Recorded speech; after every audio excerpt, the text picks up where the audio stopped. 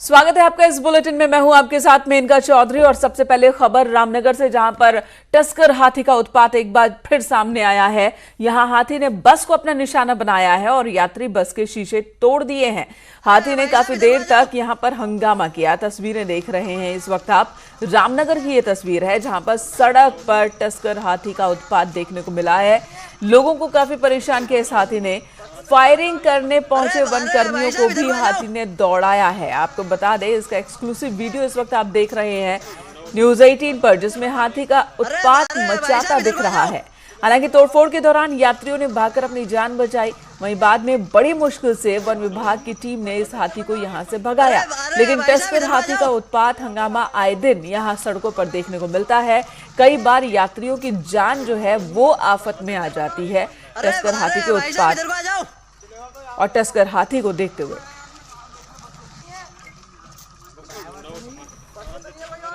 अरे अरे भाई साहब इधर को आ जाओ।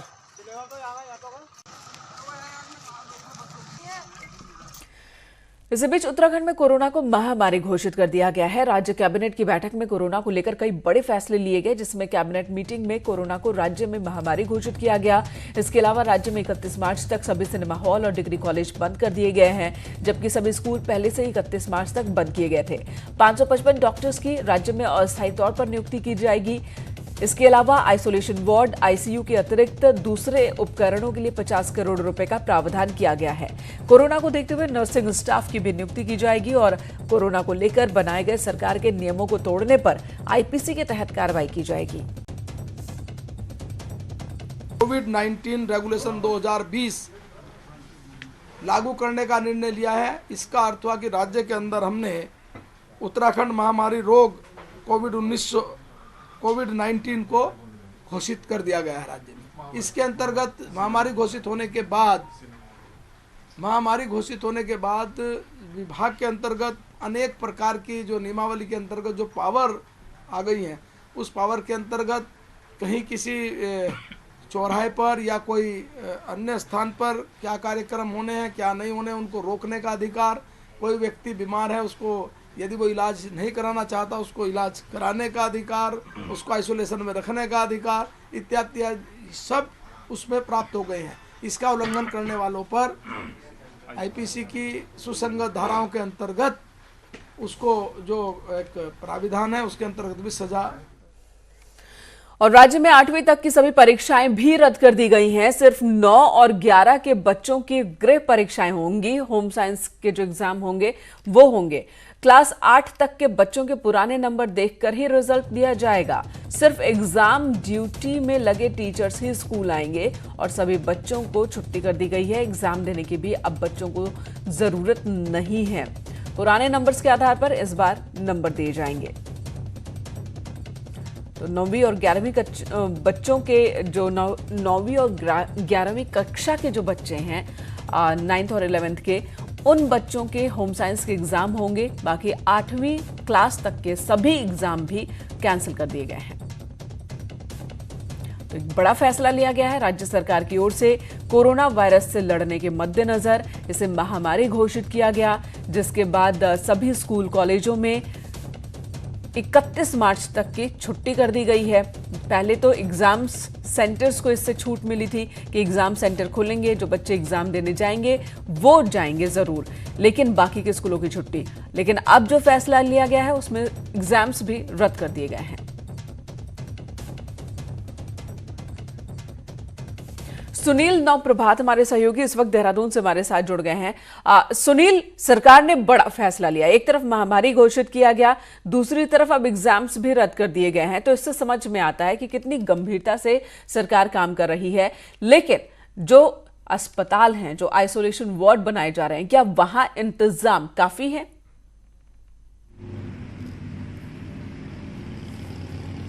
देखिए, मैंने कहा सरकार पूरी तरह से सतर्कता बरत रही है इस पूरे मामले में।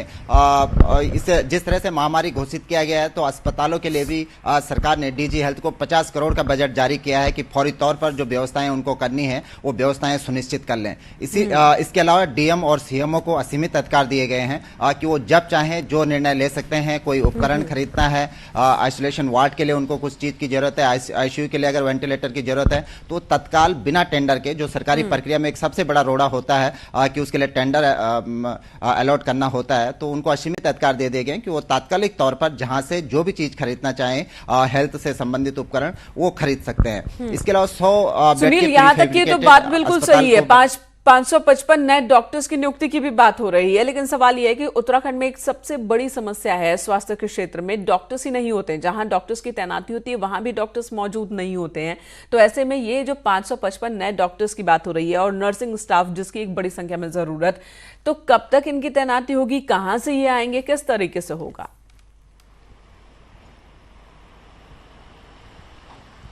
देखिए, मैंने कहा सरकार ने ये प्रक्रिया शुरू कर दी है, लेकिन ये आपने ठीक कहा, एक बड़ी दिक्कत ये हो सकती है कि उत्तराखंड में जनरल ओबीसी जो कार्मिक हैं वो स्ट्राइक पे हैं। आज उनकी डेडलाइन है कि आज 15 तारीख तक उन्होंने सरकार को समय दिया था कि यदि आज उनकी मांग नहीं मानी जाती, पदोन्नतियों पर लगी रोक नहीं हटाई जाती, प्रमोशन में रिजर्वेशन को समाप्त नहीं किया जाता, तो आज 15 तारीख के बाद से वो अनिश्चितकालीन हड़ताल पर चले जाएंगे।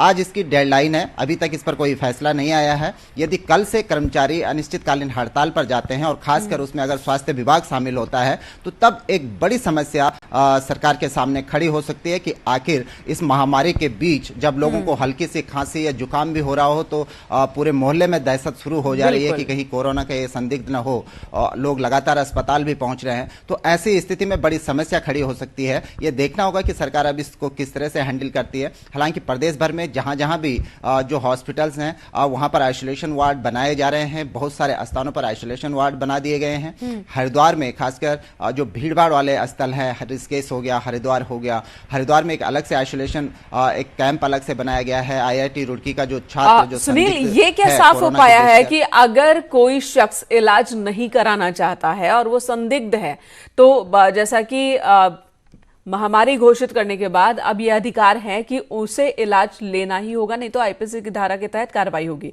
तो वो क्या कार्रवाई होगी, कौन सा मामला दर्ज होगा ऐसे शख्स के खिलाफ? बिल्कुल, मैंने कहा महामारी घोषित करने के तहत, जैसे मैंने पहले ही बताया कि सीएमओ और डिस्ट्रिक्ट मजिस्ट्रेट को असीमित अधिकार सरकार के द्वारा दे दिए गए हैं इस रूल के लागू होने के बाद। ऐसी स्थिति में यदि कोई कोरोना का डाउटफुल पेशेंट है, कोई सूचना भी देता है कि हमें ये संदिग्ध है इस पे, और वो पेशेंट अस्पताल नहीं जाता, अस्पताल में भर्ती नहीं होता, तो सीएमओ को ये अधिकार होंगे, डिस्ट्रिक्ट मजिस्ट्रेट को ये अधिकार होंगे कि उसको फोर्सली जबरदस्ती अस्पताल में रखा जा सकता है, उसको क्वारंटाइन में रखा जा सकता है। इसके अलावा जो सरकारी बिल्डिंग्स हैं उनको सीएमओ चाहे तो उनका अधिकार। जी सुनील, धन्यवाद इस वक्त पूरी जानकारी देने के लिए। और इधर कोरोना से लड़ने के लिए ही 31 मार्च तक स्कूल भी बंद हैं। अब देहरादून में न्यूज 18 की खबर का बड़ा असर हुआ है। न्यूज 18 ने आपको दिखाया था कि किस तरीके से सरकार के आदेशों के बावजूद यहां पर स्कूल संचालक जो है स्कूलों को ओपन रख रहे हैं। हमारी खबर का संज्ञान लेते हुए मुख्य शिक्षा अधिकारी आशा रानी पैन्यूली ने सभी ब्लॉक शिक्षा अधिकारियों के साथ स्कूलों में चेकिंग अभियान चलाया। तो देहरादून में ऐसे 7 स्कूल थे जो खुले हुए मिले हैं और जिन्हें सो कॉज नोटिस भेजा गया है। 31 मार्च तक सभी आंगनबाड़ी और स्कूलों को बंद रखने का आदेश दिया है, लेकिन कई स्कूल उसके बाद भी खुले थे, जो खबर हमने आपको दिखाई थी। स्वयं 2-3 विद्यालयों में स्वयं मेरे द्वारा भी इसमें निरीक्षण किया गया और उन विद्यालयों में उन्होंने स्वीकार किया कि हमने सुबह विद्यालय खोले थे, लेकिन आज के बाद हमने विद्यालय बंद कर दिया है। लेकिन जिलाधिकारी महोदय के निर्देश के अनुपालन में अगर सोमवार से कोई विद्यालय खुलता है तो प्राकृतिक आपदा प्रबंधन के अंतर्गत ये कार्रवाइयाँ की जाएंगी कि उनके विरुद्ध प्राथमिकी भी दर्ज हो सकती है और उनके विरुद्ध मुकदमा भी दर्ज किया जा सकता है। और खतरे को देखते हुए श्रीनगर गढ़वाल स्थित नेशनल इंस्टीट्यूट ऑफ टेक्नोलॉजी को 22 मार्च तक के लिए बंद कर दिया गया है। 16 मार्च से एनआईटी में कक्षाएं शुरू होनी थी, लेकिन कोरोना के बढ़ते खतरे को देखते हुए आखिरकार एनआईटी प्रशासन ने भी अवकाश घोषित कर दिया है। फिलहाल ये तस्वीरें हाँ, तो फिलहाल अगली खबर का रुख कर लेते हैं। कोरोना के संदिग्ध मरीज के चलते हरिद्वार में उधर हड़कंप मच गया। आईआईटी रुड़की के इस छात्र को आइसोलेशन वार्ड में भर्ती किया गया है। छात्र 10 दिन पहले जापान की यात्रा से लौटा था और उसे मेला अस्पताल में रखा गया है। इससे पहले घर पर ही उसे अलग रखकर, परिवार के बाकी सदस्यों से अलग रखकर इलाज चल रहा था, लेकिन अब छात्र को आइसोलेशन वार्ड में ले आया गया है। सैंपल जांच के लिए दिल्ली भेजे गए हैं। अब जांच रिपोर्ट का इंतजार है।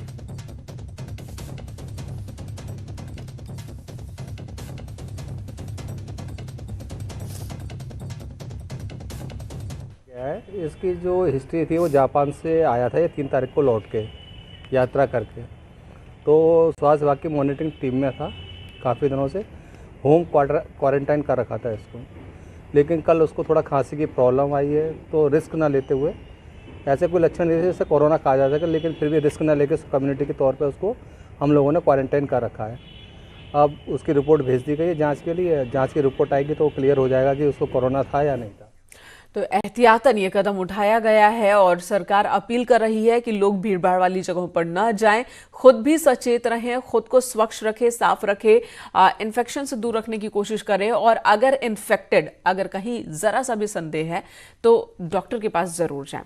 अगली खबर का रुख करते हैं। सरकार के 3 साल पूरे होने जा रहे हैं और अगले 2 साल बाद चुनाव होने हैं, तो ऐसे में न्यूज 18 ने सीएम त्रिवेंद्र सिंह रावत से खास मुलाकात की। सीएम ने कहा कि उनका चेहरा ही अगले चुनाव में मुख्य होगा और उनके चेहरे पर ही चुनाव लड़ा जाएगा। न्यूज 18 के उत्तराखंड एडिटर अनुपम त्रिवेदी ने सीएम त्रिवेंद्र सिंह रावत से बातचीत की। 2 साल बड़े क्रूशियल हैं क्योंकि अब चुनाव में भी जाएगी पार्टी। आप अपना रोल किस तरीके से देखते हैं पूरी प्रोसेस में, इलेक्शन प्रोसेस में जो चुनाव होंगे? देखिए, जब सरकार होती है तो मुख्यमंत्री का चेहरा प्रमुख होता है, संगठन की बैक होती है, सरकार के कार्यों की बैक होती है। सरकार के जो काम हैं वो गड्ढों को भरते हैं और उन गड्ढों को भरने का काम इन 3 सालों में हमने किया है। मैं कह सकता हूँ कि पहला जो वर्ष था वो तो विशुद्ध रूप से पिछले गड्ढे भरने का काम था। जो सरकारों को लेकर जो आशंका रहती थी कि राजनीति में भ्रष्टाचार, ये सब जैसे अंग हो गए थे, उन अंगों को काट कर फेंकने का काम हमने किया। आज तमाम जो भ्रष्टाचार फैलाते थे, चाहे वन माफिया हों, खनन माफिया हों, शराब माफिया हों, या जो इस राज्य में ट्रांसफ़र पोस्टिंग भी एक उद्योग बन गया था, एक उद्योग का दर्जा अप्रत्यक्ष रूप से उसने ले लिया था, हमने इन चीज़ों को समाप्त किया है। तो करप्शन पर रोक लगाई है हमने, ये कहना है सीएम त्रिवेंद्र सिंह रावत का। और साथ ही उनका ये भी कहना है कि पिछले 3 साल में जो सबसे बड़ी उपलब्धि है उसमें गैंडसैंड का मुद्दा भी शामिल है। अब सीएम का कहना है कि राजनीति में वक्त के मुताबिक फैसले लिए जाते हैं और अभी गैंडसैंड पर इसी फैसले की जरूरत थी। आपने हाल में एक बड़ा फैसला लिया, राजनीतिक फैसला, वो है गैरसैंण को ग्रीष्मकालीन राजधानी बनाने का। 3 महीने पहले मैंने आपसे बात करी थी, एक इंटरव्यू लिया था नवंबर में, मैंने यही प्रश्न आपसे पूछा था, तो आपने कहना था कि इमोशनली कोई डिसीजन लेंगे नहीं और राजधानी के लिए एक इंफ्रास्ट्रक्चर चाहिए, करोड़ों रुपए चाहिए। ऐसा क्या हुआ मुख्यमंत्री जी 3 महीने में कि आपने एकदम गैरसैंण पर डिसीजन लिया? भाई, ये राजनीतिक निर्णय है, कौन सी बात कब बोलनी है, कितनी बोलनी है, सब सोच समझ के बोलना पड़ता है। और मैं समझता हूँ कि जब हमने ये निर्णय लिया है तो हमने तमाम जो व्यवस्थाएं चाहिए फ्यूचर की दृष्टि से आज हमारे पास उपलब्ध होने जा रही हैं। 2024 तक कर्णप्रयाग तक रेल लाइन पहुँच जाएगी। 2020-21 तक उम्मीद है कि श्रीनगर तक रेल लाइन हमारी कंप्लीट हो जाएगी। ऑल उदर रोड का जो काम चल रहा है उसमें कुछ अड़चनें बीच में आई, अब लगभग काफ़ी हद तक वो दूर हो गई हैं। कुछ अड़चनें हैं वो दूर हो जाएंगी। आज प्रदेश के अंदर जो उड़ान योजना है उसके अंदर हमारे राज्य, पहला राज्य जहाँ पर हेली सर्विसेज शुरू हुई हैं, गौचर तक हमारी कनेक्टिविटी बढ़ गई है।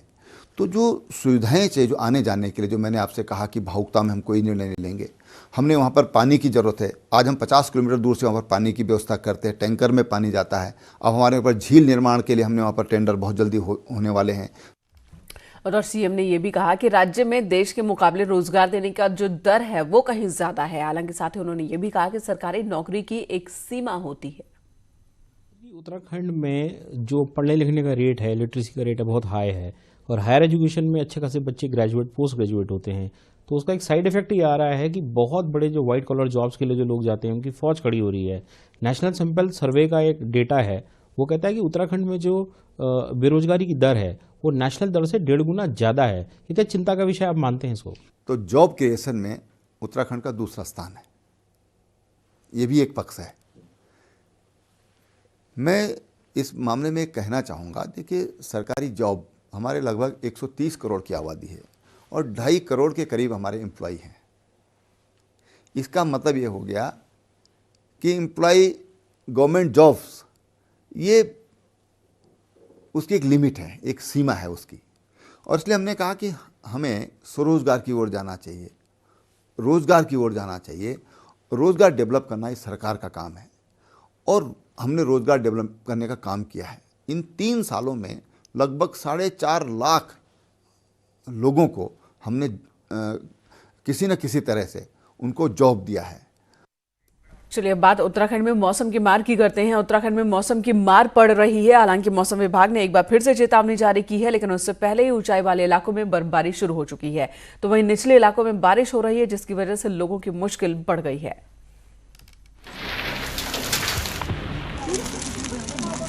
बारिश, ओलावृष्टि और भारी बर्फबारी।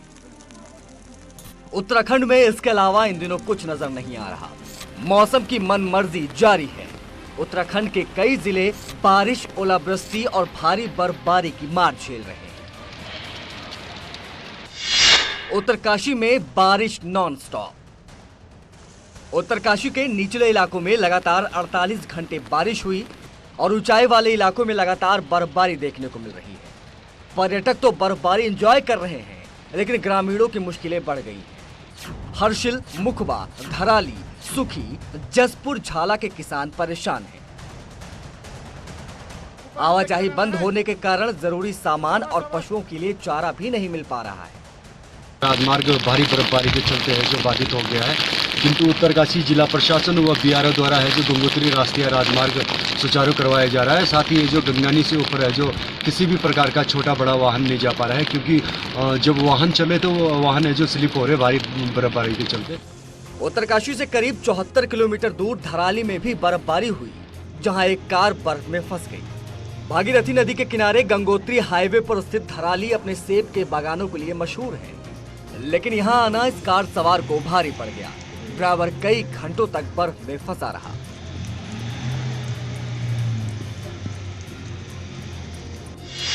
केदारनाथ में भी भारी बर्फबारी।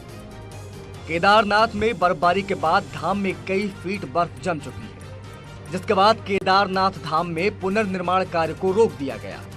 काम रुकने के बाद कर्मचारियों को वापस लौटना पड़ा। केदारनाथ धाम से वापस लौट रहे कर्मचारियों का वीडियो भी सामने आया है।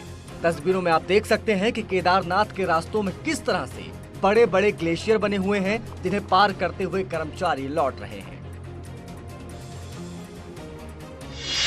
बद्रीनाथ धाम में भी खूब गिरी बर्फ। चमोली की ऊंचाई वाले इलाकों में बर्फबारी भी हुई है। बद्रीनाथ धाम समेत सभी ऊंचाई वाले जगहों पर खूब बर्फ गिरी। आलम यह रहा कि कई फीट तक बर्फ जम गई। निचले इलाकों में बारिश और ओलों से लोग परेशान हैं। मौसम विभाग ने 7 और जिलों में बारिश और ओलावृष्टि की चेतावनी जारी कर दी है। Report news 18।